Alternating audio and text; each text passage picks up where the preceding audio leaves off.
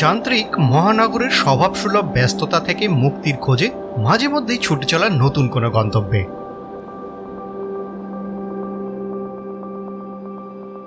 উদ্দেশ্য পুনরায় নতুন উদ্যমে সেই ব্যস্তময় মহানাগরিক জীবনযাপনে আবার ফিরে চলা।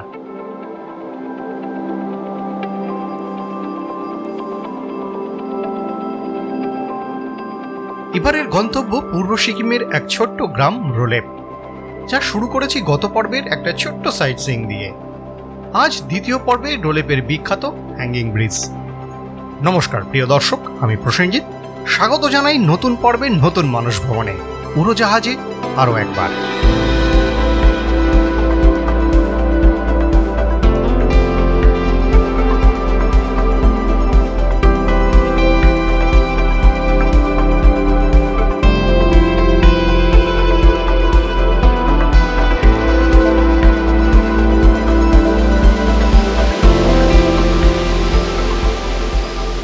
রোলেপের বিখ্যাত বুদ্ধা ওয়াটারফলস দেখে চললাম এইবার হ্যাঙ্গিং ব্রিজ দেখে নিতে। তারপর উঠব রোলেপের এক বিখ্যাত হোমস্টেতে।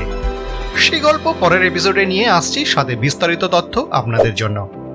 চলুন আজ শেয়ার করি এই হ্যাঙ্গিং ব্রিজ দেখবার এক দারুণ অভিজ্ঞতা।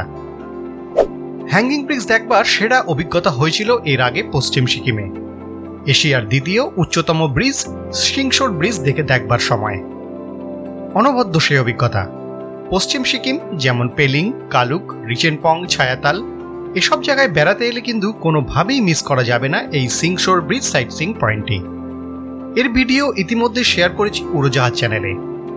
মানুষ ভ্রমণ আর গাইডেন্সের জন্য দেখে নিতে পারেন সেই পর্বটি। লিঙ্ক আমি ভিডিও ডেসক্রিপশন বক্সে ও ওপরে আই বাটনে দিয়ে রাখলাম।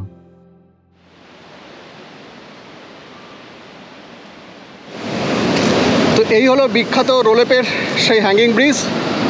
এদিক থেকে বয়ে যাচ্ছে রোলেপ খোলা। বুদ্ধা ফলস হয়ে এলাম, চলেছি রোলেপের স্টোরি নিয়ে থাকবো। সঙ্গে থাকবেন, গোটা এপিসোডটা দেখা চাই।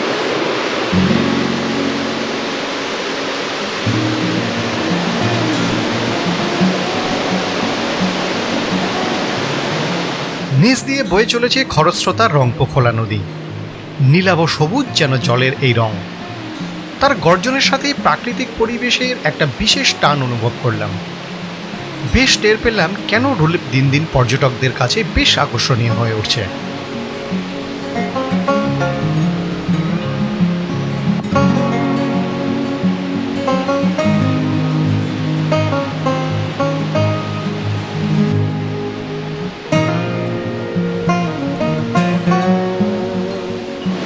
Hanging bridge experiencing third time in Sikkim.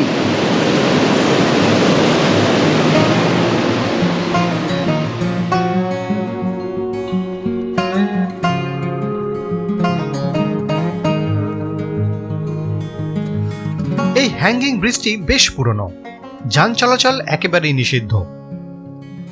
তবে ছোট গাড়ি চলাচল করে পাশের একটি নবনির্মিত সেতু দিয়ে।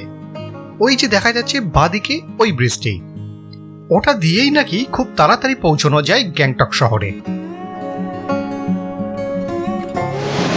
যেদিকেই চাই প্রকৃতি, তার অপার আকর্ষণ একেবারে নিজেকে যেন ছড়িয়ে দিয়েছে ডানা মেলে। সেগুলো উপভোগ করা 15টা দিন ধরে সিকিমে এক অসাধারণ অভিজ্ঞতা।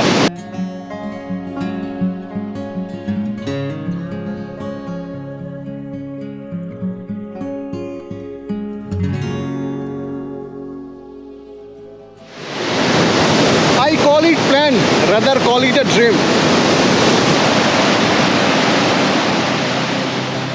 সত্যি আমরা ভ্রমণ প্রিয় মানুষজন এখানে ওখানে ছুটে বেড়ানোর কত স্বপ্নের জালই না বুনে চলেছি প্রতি মুহূর্তে। এইসব স্বপ্ন আর প্ল্যান দিয়ে কী বা হবে যদি এক জীবনে সেসবের স্মৃতি না তৈরি করতে পারি।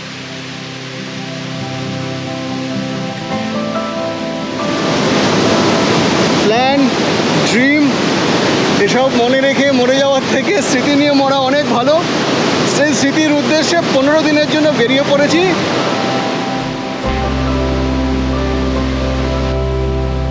পাহাড়ি কোনো খরস্রোতা নদীকে ওপর থেকে এভাবে কখনো দেখা হয়নি, তাও আবার একটি হ্যাঙ্গিং ব্রিজের ওপর থেকে।